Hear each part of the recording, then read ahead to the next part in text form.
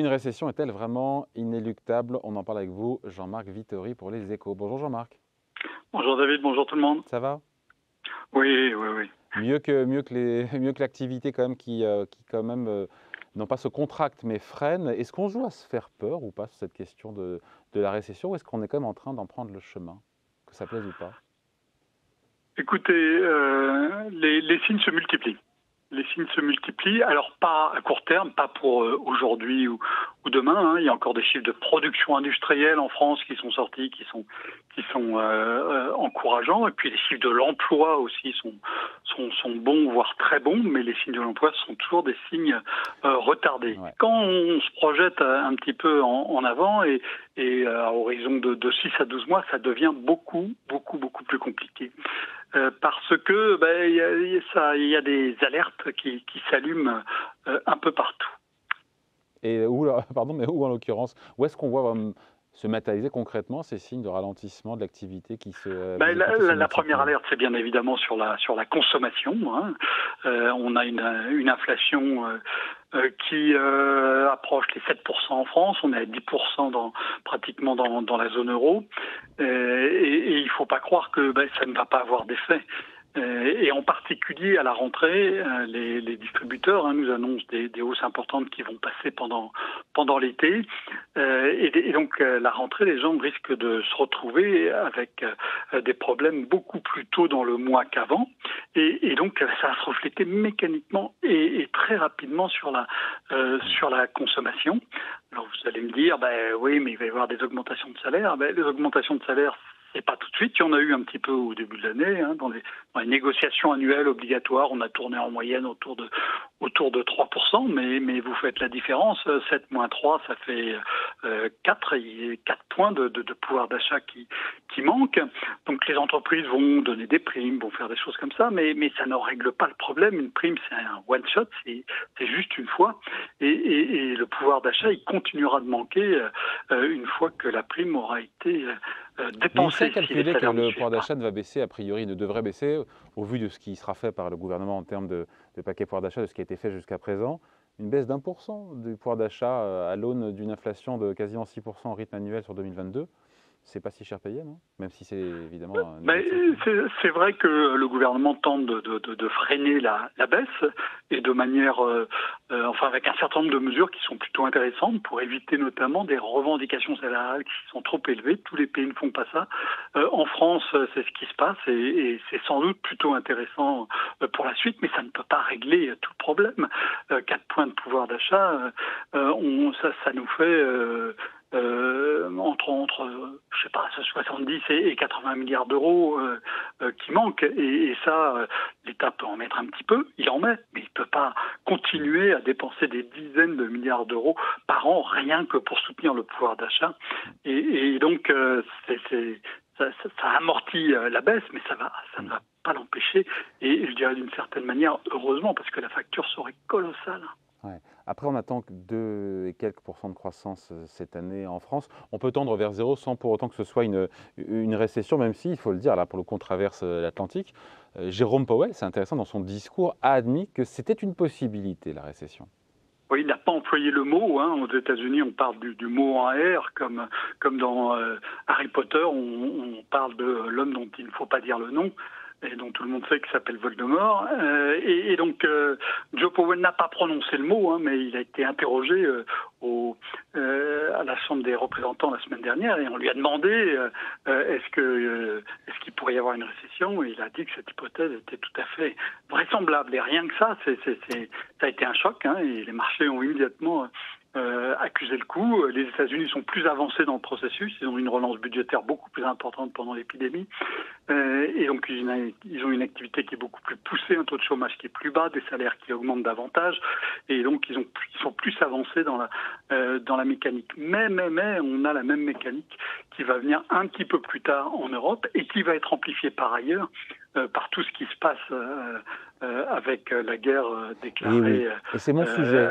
à l'Ukraine par la Russie, parce que là on voit bien que les pays qui sont les plus frappés par les conséquences économiques de ce qui se passe en Ukraine, ce sont les pays européens, à commencer par l'énergie. avec cette épée de Damoclès, encore une fois, on voit bien que les vannes du gaz sont en train de se refermer. Si Poutine nous coupe définitivement le gaz en fin d'année, est-ce que pour le coup c'est la récession assurée? Parce que j'en parlais hier avec le patron de l'OFCE qui me disait non, ce n'est pas une évidence pour la France parce qu'on a un mix énergétique qui est tel qu'on a le nucléaire et que ça ne pèse que la Russie 17% de nos importations de gaz.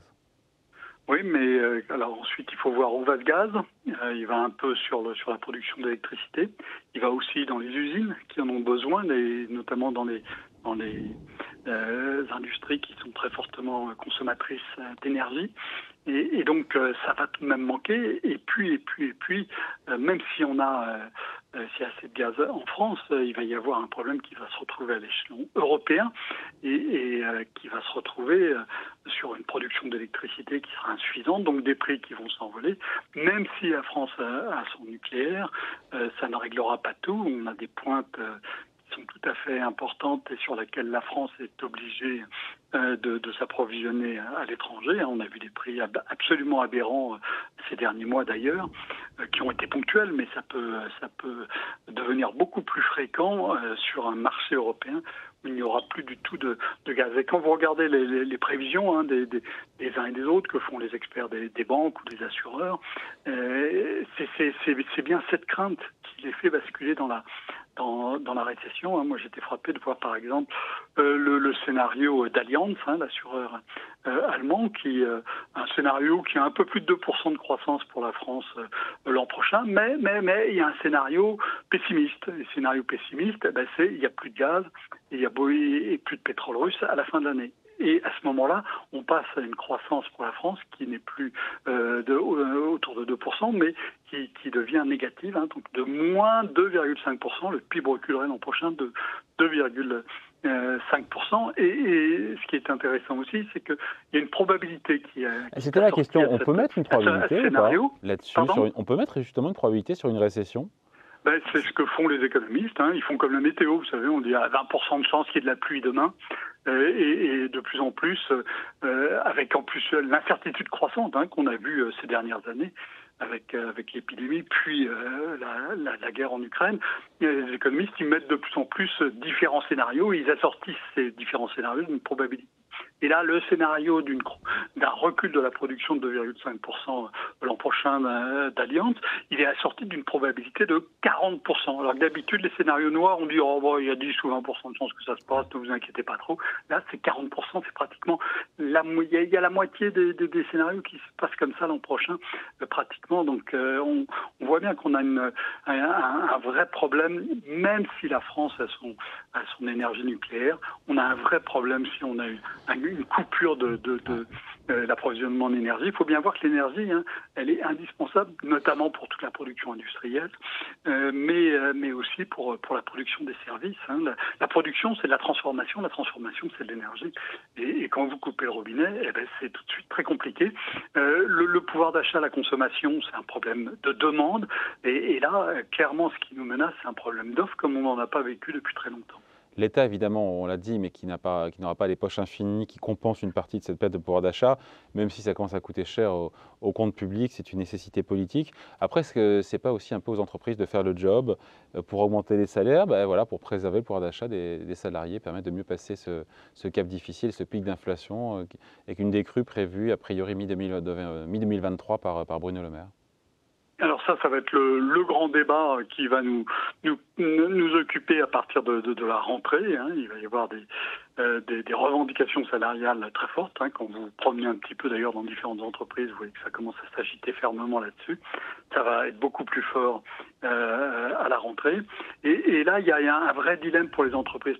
Que individuellement, chaque entreprise a intérêt à freiner au maximum les augmentations de salaire pour préserver leur profitabilité, pour pouvoir continuer d'investir, pour aussi avoir une poire pour la soif dans ce monde où on voit bien que les chocs peuvent venir de n'importe où. Donc le réflexe premier, ça va être de serrer au maximum les augmentations salariales, quitte à accorder des petites primes pour calmer les ardeurs. Mais si toutes les entreprises font ça, on va avoir un vrai problème de demande. On va avoir des choix qui seront tout à fait justifiés à l'échelon micro, mais qui à l'échelon macroéconomique, à l'échelon de l'ensemble du pays, vont peser lourdement sur la demande. Or, la demande, et en particulier la demande des ménages, c'est le premier moteur de la croissance. Voilà. Donc ça, il va falloir suivre ça attentivement. La meilleure solution, l'idéal, ça serait que chaque entreprise augmente les salaires dans la mesure où elle le peut, sans compromettre évidemment sa capacité d'investir. Et ça, quand on regarde d'une entreprise à l'autre, il y a des marges de manœuvre qui sont extrêmement différentes. Il y en a d'autres qui sont vraiment à l'os, au taquet, et s'il d'accord des augmentations de salaire, elles vont dans une situation très compliquée. Mais il y en a d'autres qui sont dans une situation beaucoup plus confortable, qui sont en mesure encore d'imposer des limitations aux augmentations de leurs fournisseurs, qui sont capables aussi de passer des augmentations de prix auprès de leurs clients. Ces entreprises-là ont plus de marge de manœuvre et ça devrait se retrouver dans les salaires. Si elles ne font pas, si vraiment toutes les entreprises ont le pied serré à mort sur le frein des salaires, à ce moment-là, oui, on risque d'avoir un problème de demande. On n'en a pas eu en France depuis longtemps, mais là, on risque d'avoir ça à cause de cette inflation qui est tout à fait hors norme par rapport à ce qu'on a vécu depuis 40 ans. Jean-Marc, juste il reste un petit point à évoquer ensemble, l'inflation dans l'immobilier. Jusqu'à présent, on peut dire que l'immobilier tient bien, tient bon. Et si la pierre devait craquer, parce qu'on a quand même cette série de hausses de taux qui nous attend en zone euro, là pour le coup, quel effet sur la conjoncture, puisqu'on parle de récession et des risques de récession? C'est aussi un secteur tout à fait important qui a... C'est une courroie de transmission?